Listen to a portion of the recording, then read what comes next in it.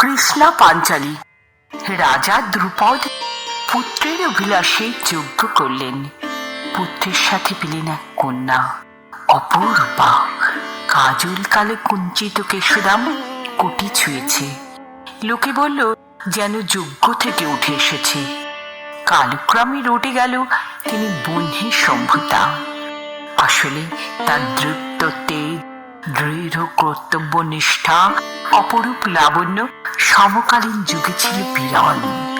অথচ সে রূপের আগে ফুটতে চাওয়া পানি প্রার্থী রাজপুরুষগণ সম্বর সভায় যখন পরাজিত হলেন, ঈর্ষার বীজ বপন হল হৃদয়, যা রূপ নিল প্রতিহিংসার। আর যে ছদ্মবেশী তৃতীয় পাণ্ডবকে হৃদয়ের অধিশ্বর করলেন, তিনি মাতৃজ্ঞার অজুহাতে আপন প্রেয়সীকে কি অবলীলায় পঞ্চ পাণ্ডবের বধূরূপে মেনে নিলেন। কি অনির্বচনীয় অর্জুন প্রেম, অথবা অর্জুন আনুগত্য পাঞ্চালীর। সেই পথে এলো চরম অপমান।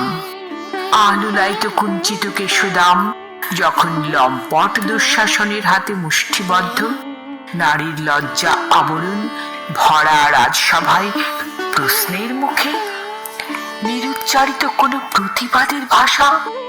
সেদিন পৃথিবী বুঝেছিল প্রেম নয়, ভক্তি ডেকে আনে রক্ষক।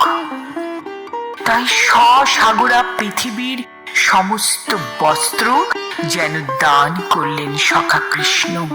ক্লান্ত বিধ্বস্ত দুঃশাসন শুনল, রাজসভা শুনল দৃপ্ত দ্রৌপদীর ভয়ঙ্কর প্রতিজ্ঞা। এক বস্ত্র পরিহিতা রজস্বলা রাজবধূর কেশ আকর্ষণের, বস্ত্রহরণের উদগ্র অপরাধীর ফল একদিন দেখে কুরুক্ষেত্রের অপরাধীরা।